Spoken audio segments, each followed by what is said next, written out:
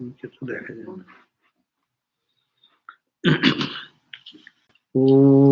Vasudeva Sutam Devam Kamsa Chanuramardanam Devaki Paramanandam Krishnam Vande Jagadguru.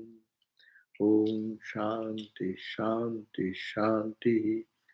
I salute Bhagavan Sri Krishna, the son of Vasudeva, the destroyer of the demons, Kamsa and Chanura, the darling of the dear mother Devaki, and the Guru of the world, of the universe. Om Shanti Shanti Shanti. Peace, peace, peace. So we are reading book 5, chapter 12, and we will be reading today from verse number 5. 5. 11.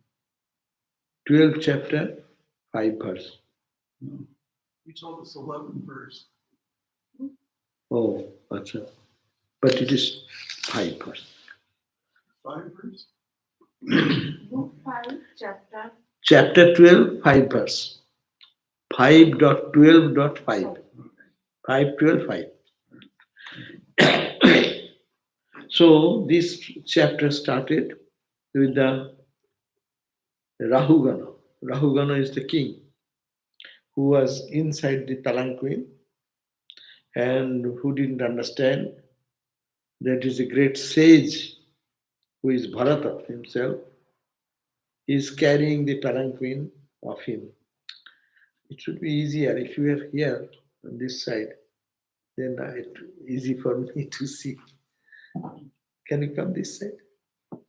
That yes, we can.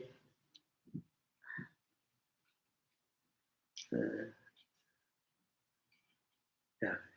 So, Is okay? yeah, good. You can see more. Sit. But so the Rahuguna, he said, he's telling the Bharata, the king Bharata, who is now have appeared in a Brahmin family, not very talking to anybody, but like a dumb person, deaf person does not talk to people. And he was forced to carry the palanquin of Rahuguna, the king. And now Rahuguna now understood that he is a great saint, knower of Brahman. And please forgive me, he said to this Bharata, who is the incognito here, as a palanquin bearer. Sound is too much. Reduce little bit. So Rahuguna put this question, O Supreme amongst the yogis, our salutations to you who have taken a body for the good of mankind. Bharata is a holy man, only he has to finish up some mission of God. That's why after the birth, when he had to be born as deer body, and then he born again in another body.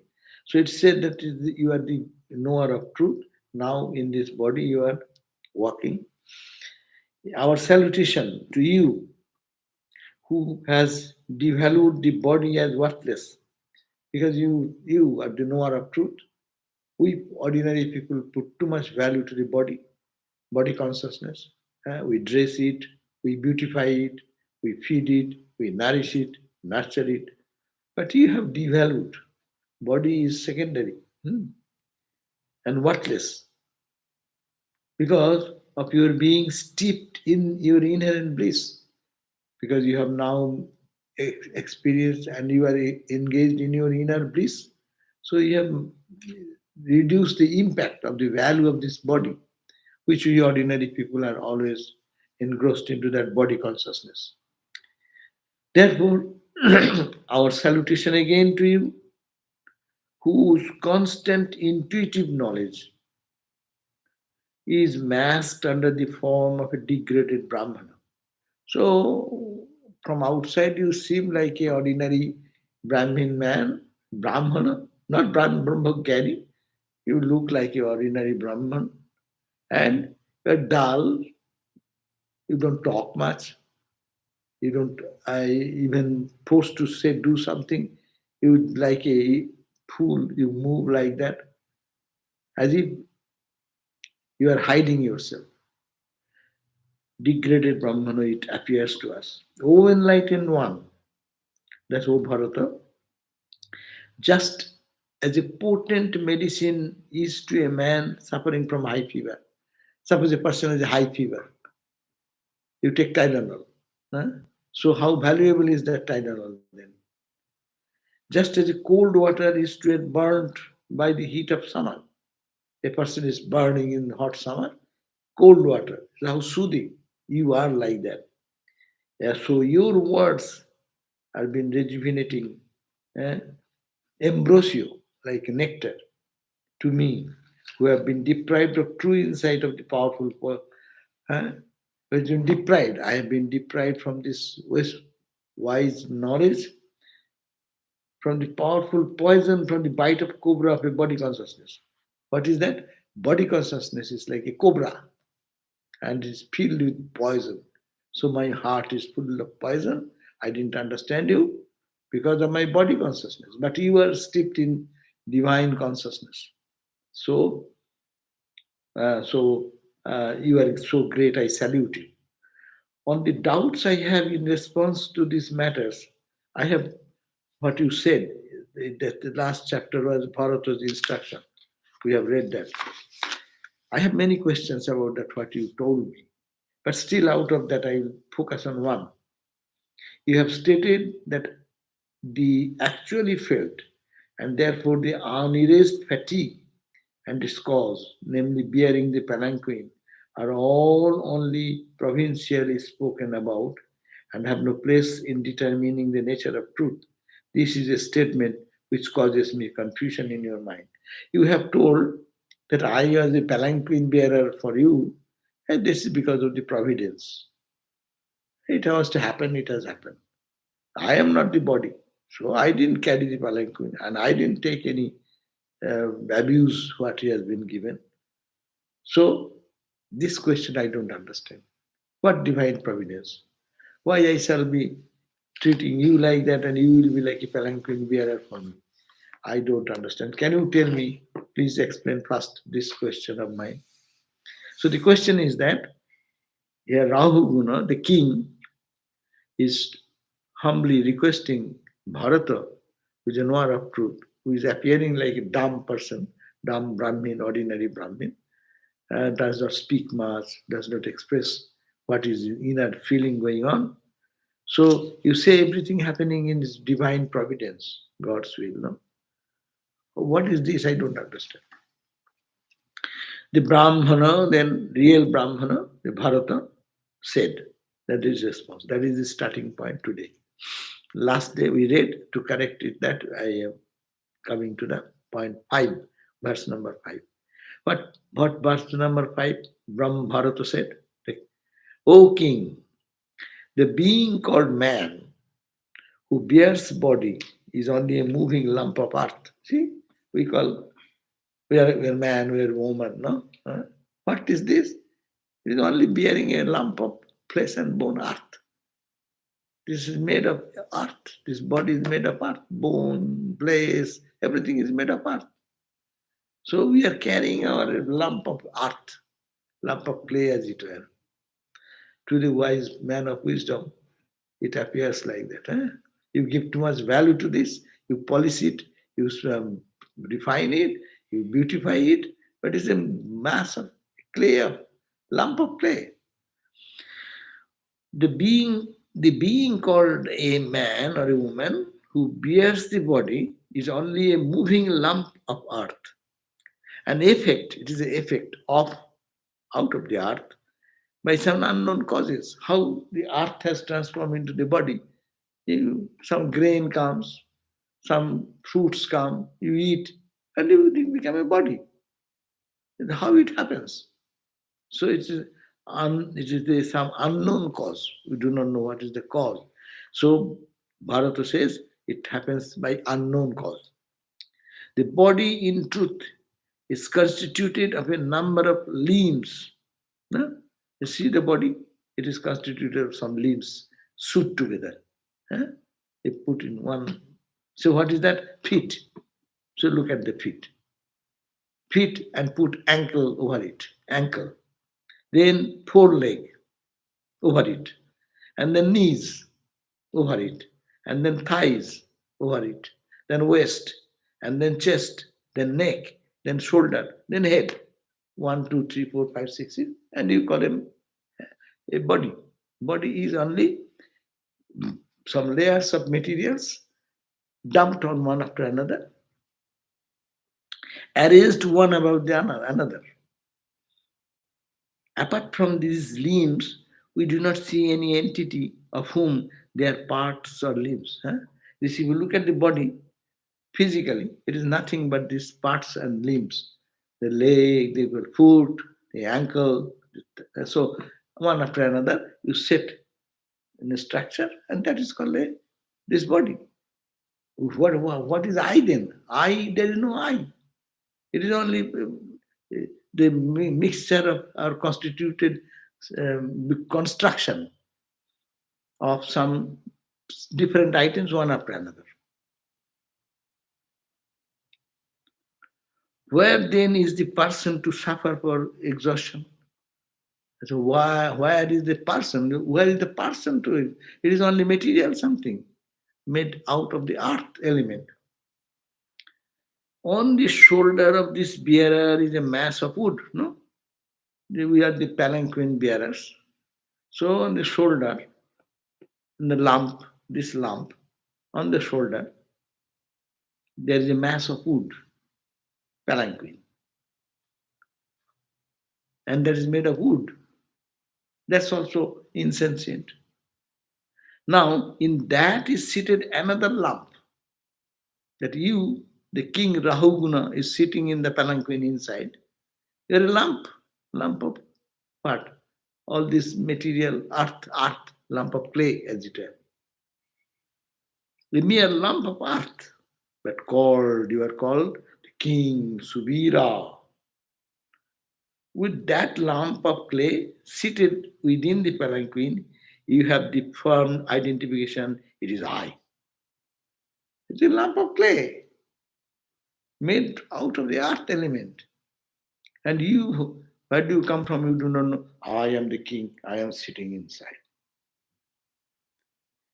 It is I, and you have, besides that, the arrogant notion that I spoke of here is the king of Sindhu.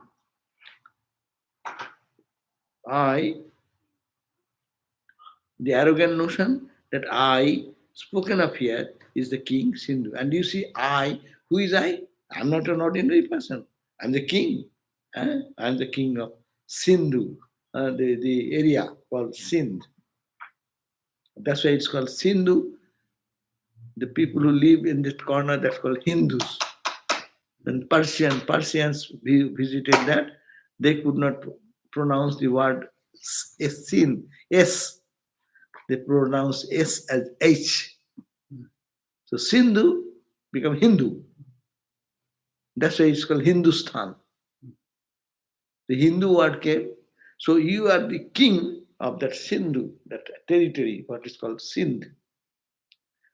You are making this poor and pitiable palanquin, your ego, a lump of clay. You are sitting, you are thinking, I am the king. And I, king, you, bear me.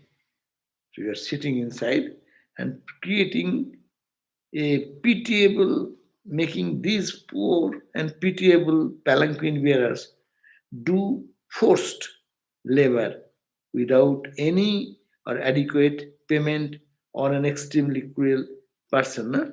So you are treating these people poorly because you are the king and they will have to carry you. And You are not paying enough money to them. You got me. I was sitting somewhere. You got me. And then I am to carry your palanquin. Therefore, your false boast that you are the protector of the people, you are the king, you are the protector of the people, will not command respect in any assembly of a wise man. He's scolding. Bharata is scolding. Saying, scolding actually the body identification. When 8, verse number 8, when we know that all these beings originate and dissolve in the elements of earth, what reality other than the earth need we infer as the person? When you now it is the earth element is like this. When it dies, what will happen? It will go back to the earth. So the when we know that all these beings, this everything in the world is created out of the earth element, what reality is there other than the earth need we infer as the person? When you say I'm a person, a mere conventional word assumed from the considerations of the practical life. From practical life, you say I. Practical life, you say you. But it is all nothing but the earth element in different form. So, and when this body goes, it merges into the dust again. It comes out of dust, it goes back to the dust. Even what is called the earth cannot exist apart from its components. In earth is a has subatomic particles, no? Clay. Clay is small, go. So he says even what is called the earth cannot exist apart from its components, the imperceptible atoms, which are mere mental construct of men who in their ignorance seek to explain this substance earth as an assemblage of these assumed particles, meaning ultimately they and everything else have their basis only in the cosmic power of the Lord.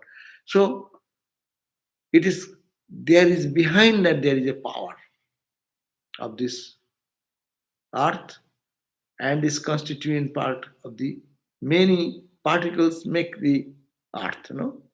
All these particles are supported by the power of the Lord's power. In this way, everything of this world of multiplicity spoken of as subtle or gross, small or big, cause or effect, living or inert, is all the creation of the cosmic power of the Supreme Being. So it is the power, this creation in which living or inert, gross or subtle, small or big, is the creation of then whom? Of a cosmic power. Ajo. In Sanskrit it is called Ajo. Of the Supreme Being, called differently by different philosophers as the substance. Some say it is a substance, some say it is a nature, some say it is a tendencies, some say it is a time, some say it is a karma. Hmm?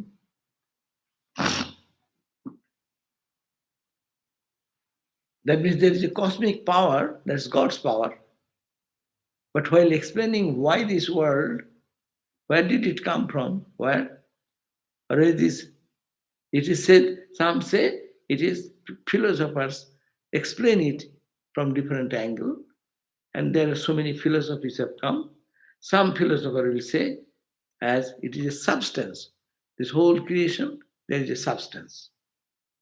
A Sanskrit will be 10th verse.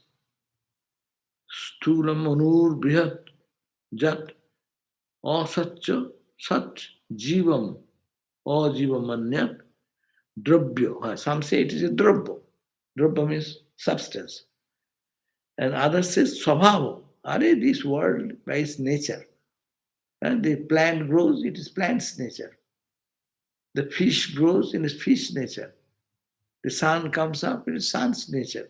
It's a nature. We didn't know God or nothing. It's a nature. Some say it is the whole activity going on by its nature. That they are materialistic people. They say there is no power behind it. There is no power of God or divine. That's one type of philosopher.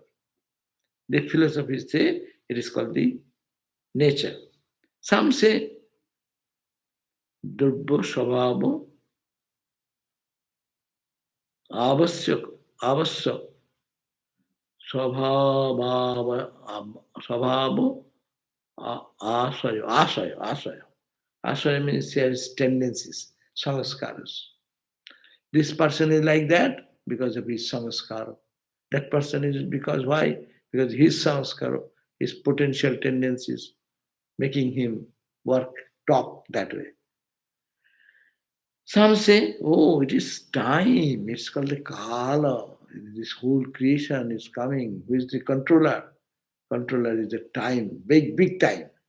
That we worship as Mahakala, Shiva. And some say, no. It is karmana. But everyone, their karma is making them work. You are here because of a good karma, bad karma, you are here.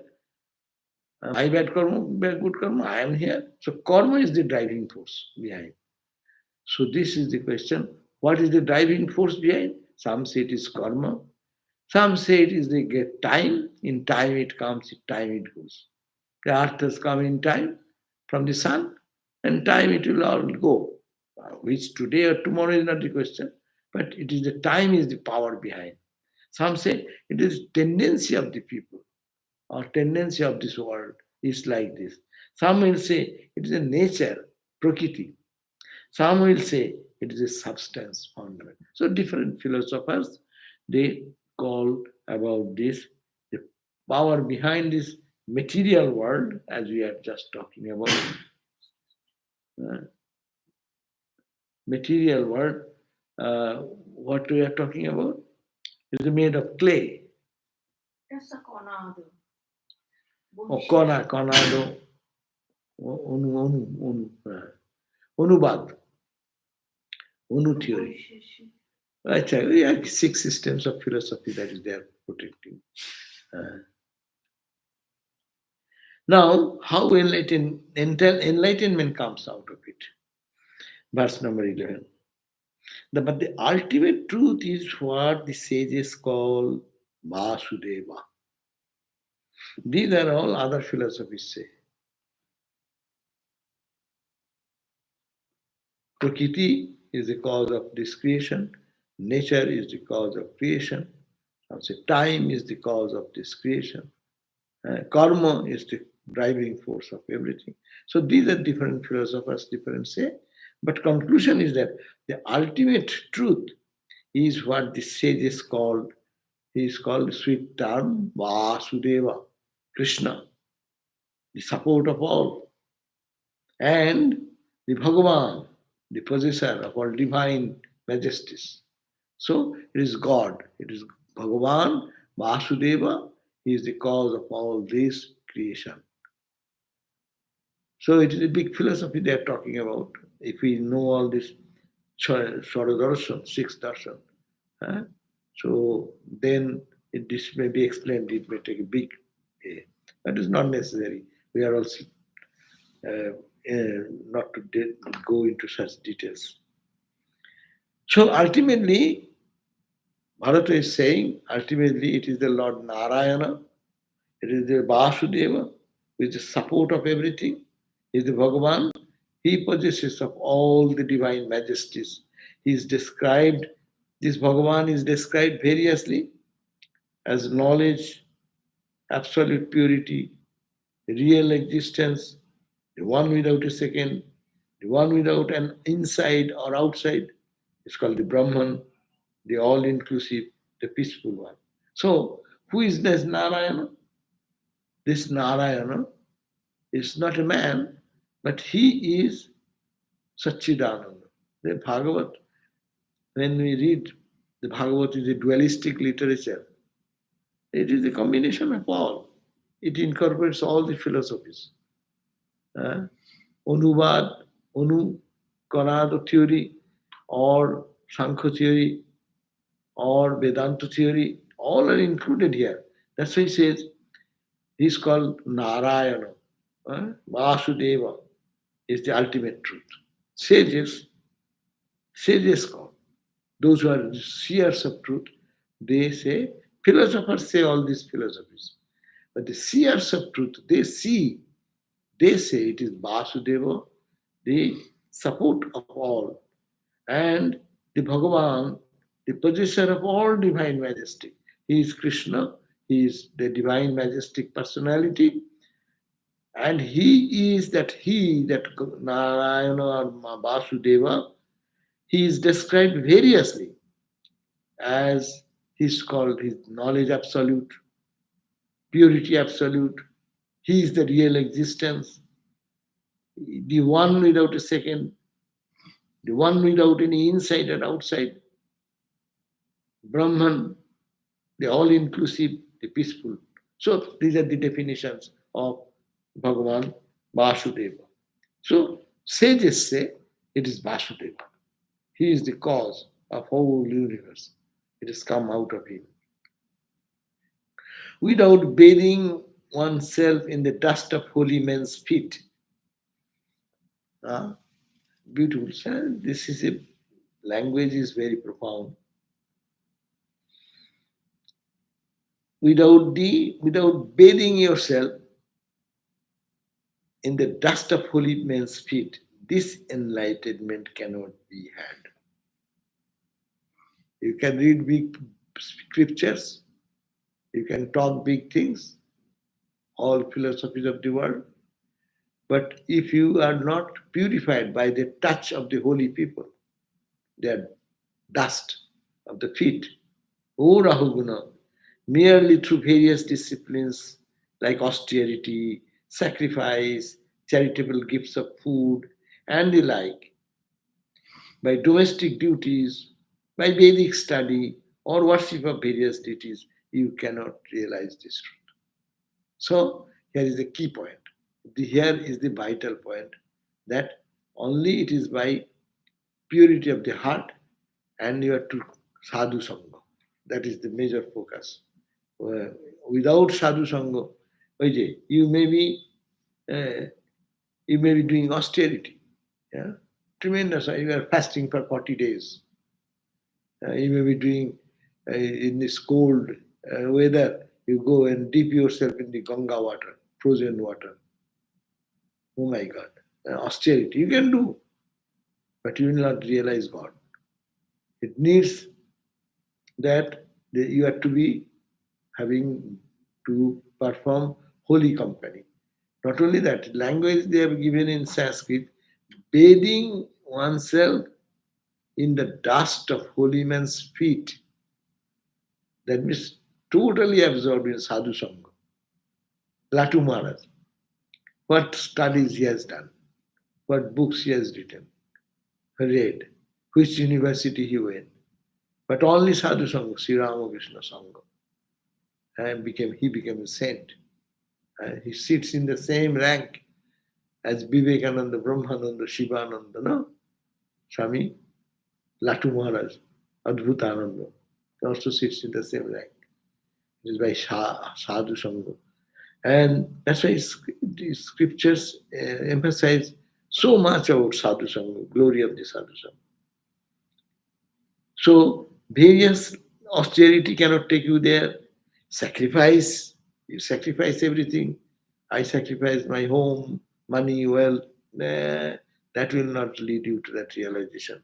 Charitable gifts of food, you are giving charity to money and food and this and that. Yes, that's a punno, that's a good work, but that will not give you this experience.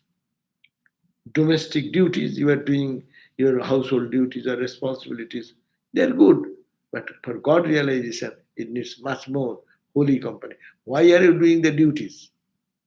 Why you will be doing domestic duties?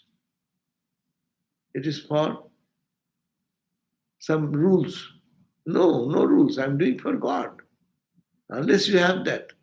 And that feeling will come through holy company or making the mind japa, meditation, etc. The Vedic study, you know, you all read this Vedas, that Vedas, this scripture, that scripture. Will not bring that worship of various deities, worship of hundreds of gods and goddesses, chanting 100 mantras every day and offering flowers and incense. That will not give. That means holy company, that you have to bathe in the dust of the holy man. Then you will realize this. That is the Bharata advising to King Rahuguna. 13th verse. In the company of holy men, there will be continuous discourses on the excellences of the Lord. Holy company means what? Not going to a Gerua. You're talking about God, day and night, discussing about the holiness. That's right. Discourses, you have to have sadhu sangha means when you go to a holy man, you talk about God. You put questions and then the holy man's reply or exchange of thought, ideas about God. What will you talk? The glories of God and his excellences. Then say Krishna. Who is Krishna? His divine sport, his divine pure life, thinking of how he played in the Vrindavan. And you think of Ramakrishna, think how Ramakrishna's childhood days, going into the cremation ground, meditating there, think how he's going to ecstasy even in childhood when he's seeing a crane, a flock of crane uh, going in the sky, flying in the sky, and the backdrop of a cloud, dark cloud, and he got into samadhi. Think about these things. They are glories. Ramakrishna, by touch giving realization. Think about those. Read when he's talking of the highest wisdom of God realization and how he's emphasizing God realization is the goal of life. Like he talk about his excellences, understand about that, get absorbed in his glories, in his name, chanting his name, holy name. In the company of holy men, there will be continuous discourses. That is the point. What is called holy company? Talk about God. Continuous. And here Bhagavat is saying, not in the morning, 5 minutes, and in the evening, 10 minutes, and day and night talking about all garbage of the world. That is not holy company. That means you have to be aware that this is the sadhu sangha. On the excellences of the Lord, thus completely eschewing all chances of talks on worldly matters. Our mind is so habituated, it will be enjoying more in worldly talk. And it is not so much interested in the spiritual talks and discourses, or mind is thinking of God mentally about God. So, therefore, talks should be such that it will eschew all chances of talk on the worldly matters. When aspirants imbibe it through their years every day, you create a habit. That's why in India there is a style, it's called Harikatha. Harikatha. Harikatha means talk about Lord Hari. There are wonderful preachers. They can captivate thousands of people, and they're describing the divine sport of the Lord and injecting devotion and love in their heart. So that should be the way to have sadhu sangha. Their mind gets that highly coveted tendency to flow towards Vasudeva. By listening day and night like that, you will create a tendency. Taste will come. Our taste is for Rasgulla. Our taste is for what we call chutney. kuch good. This food is good, that food is good. Yesterday this or this recipe, that recipe, that. That sometimes is necessary, little bit. But more should be recipe of God realization. That is the point that has. So, it's tendency that it should imbibe through their ears every day.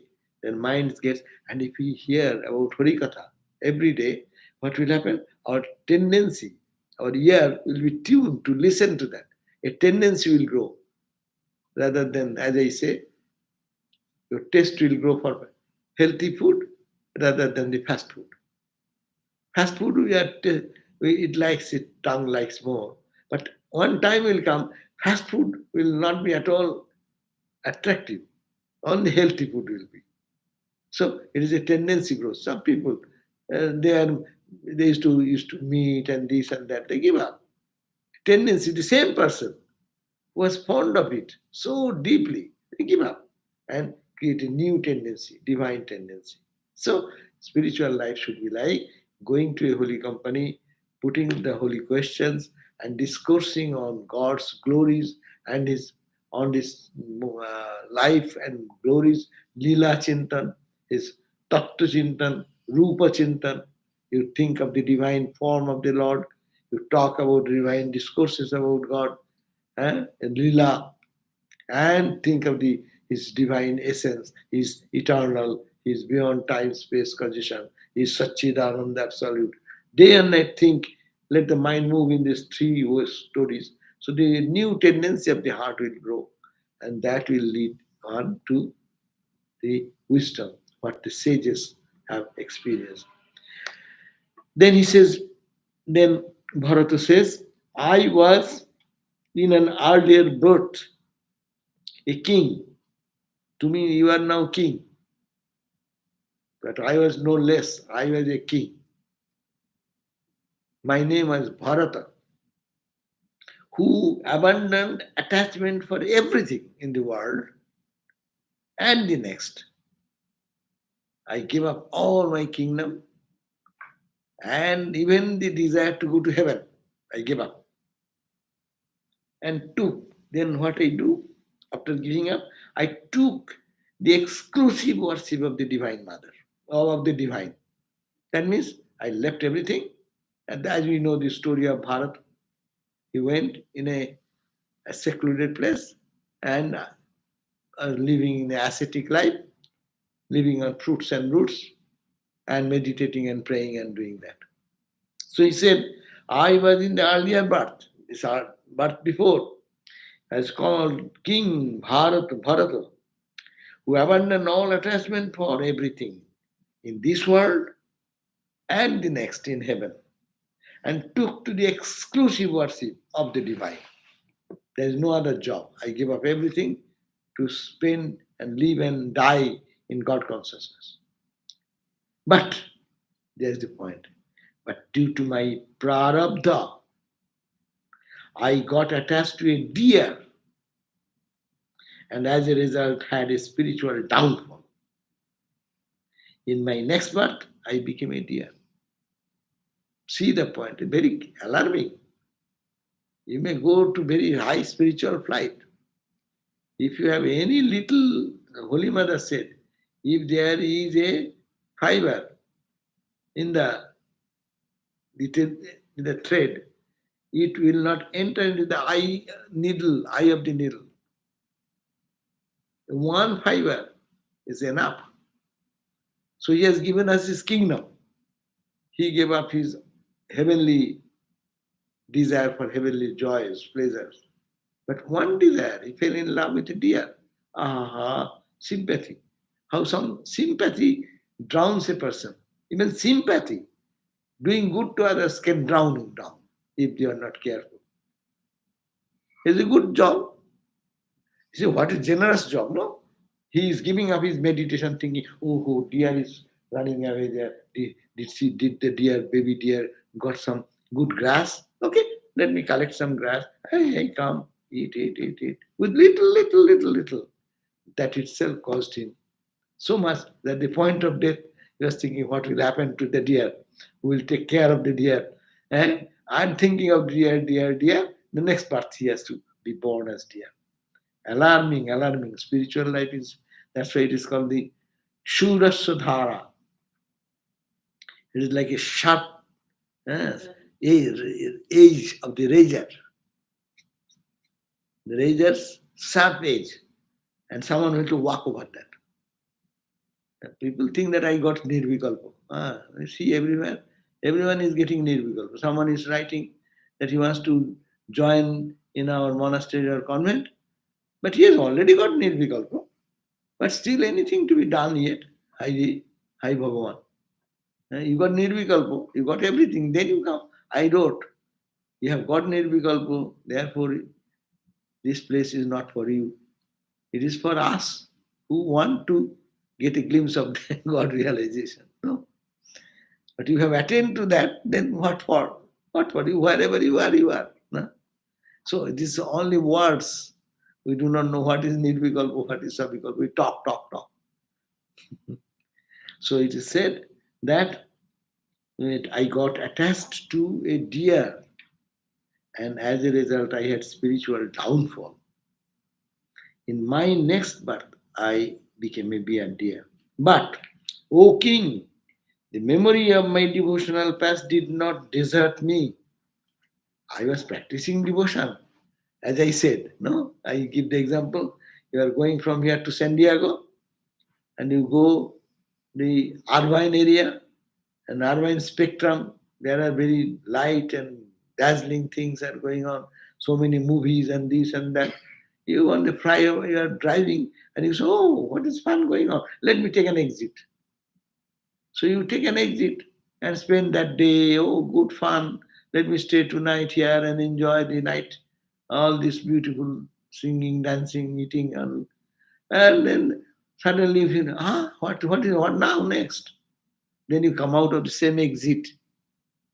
So you don't forget what you have achieved. It remains as a sanskar.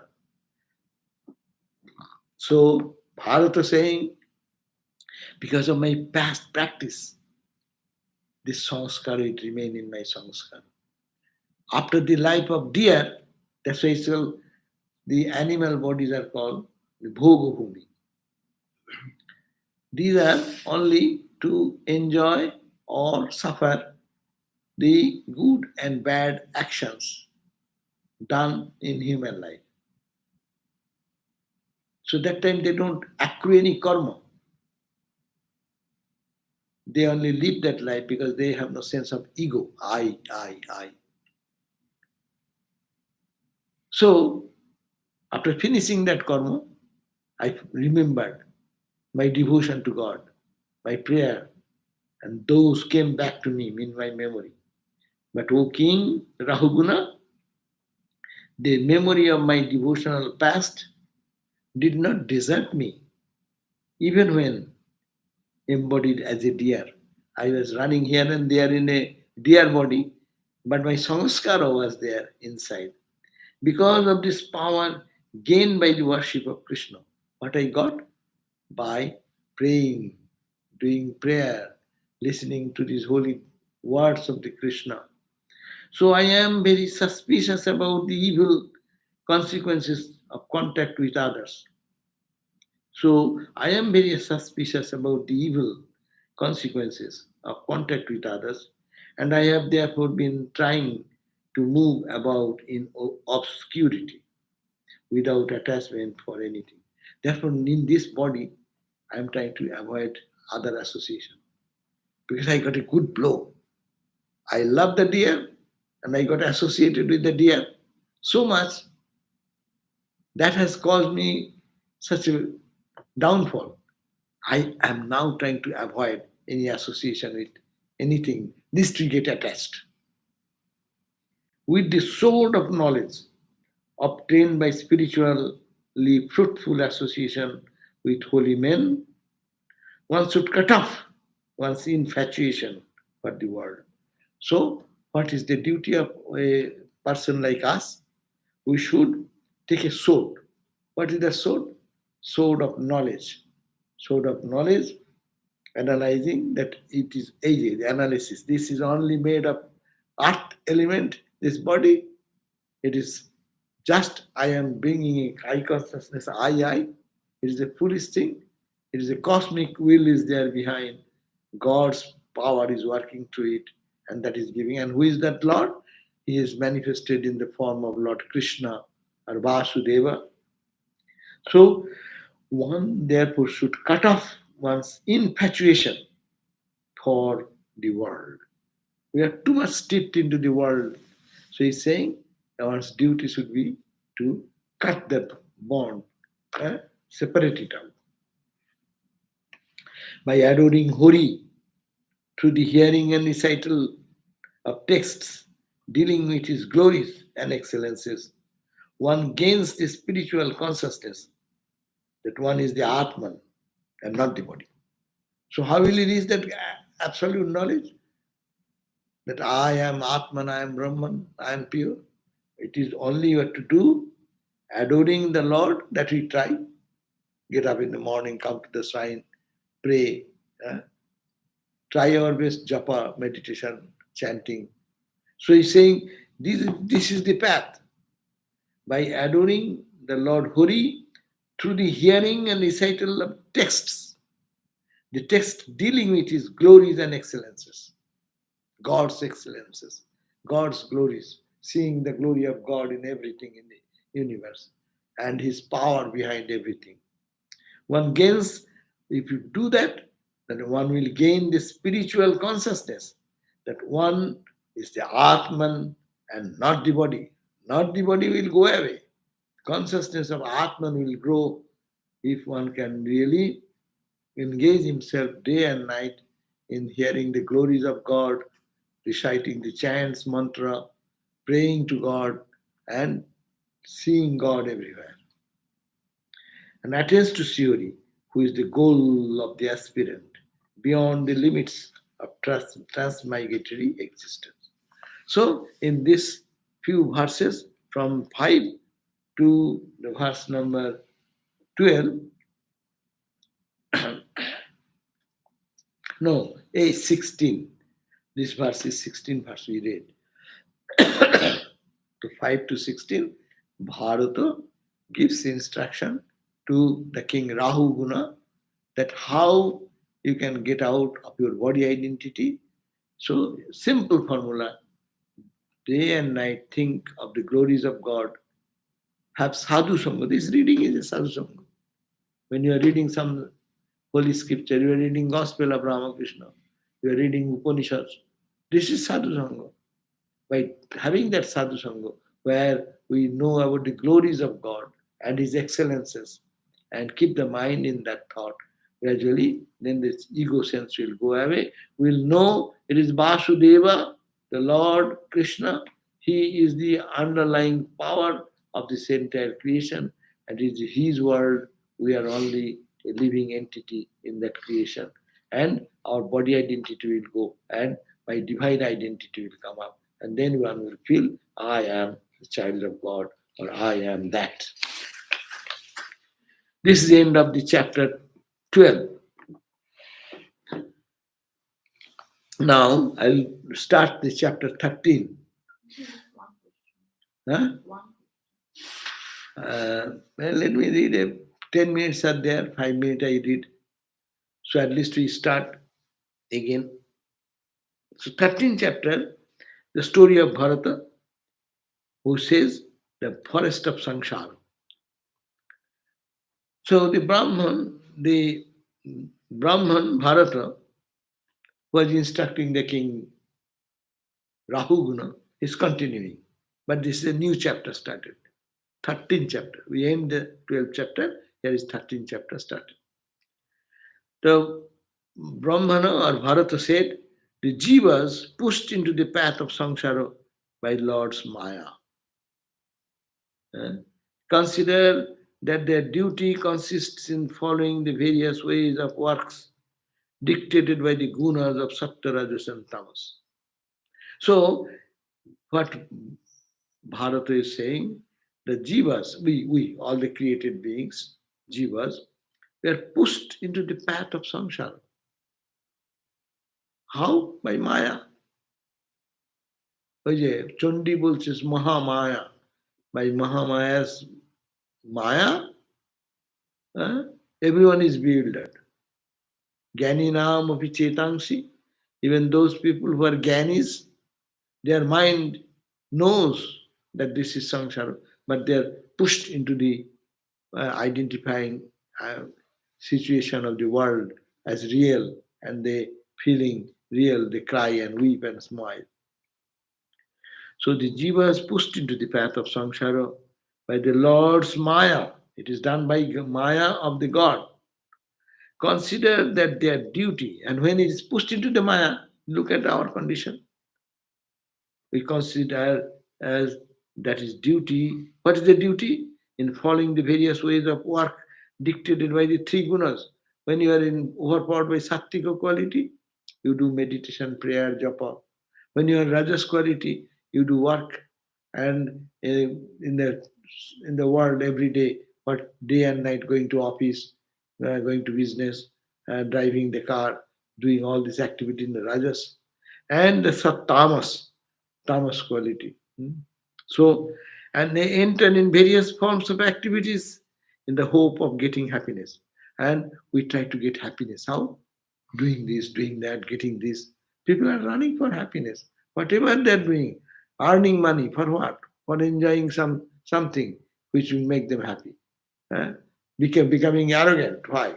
I have to get some joy out of being arrogant. Uh, all these activities are going on Maya's impact, and that is the pushing force. And Maya is nothing but the three gunas. Just like merchants who, out of greed for wealth, sometimes enter into forests, so the jiva enters into this forest of samsara in the quest of happiness, but he obtains none. So jivas also try to find joy in the forest of samsara. Samsara means what? Sam sarati iti samsara, which actually moving every moment, move away. We think that it is true, but when you want to catch it, it goes away. Samsarati iti va, samsara. So we try to find happiness in the samsara, in the world. But he obtains none. But going into the path of samsara, everyone's experience. How much joy we got? Whatever duties we do for our family, our neighboring people, our this and that, where is the achievement of anything? It is ultimately we get nothing. O king, in this forest, a band of 6 brigands, 5 organs of knowledge, headed by an extremely evil minded leader, the corrupted intellect, attacks these travelers and rob them of their possession. Beautiful. It is like Thakur used to sing that song.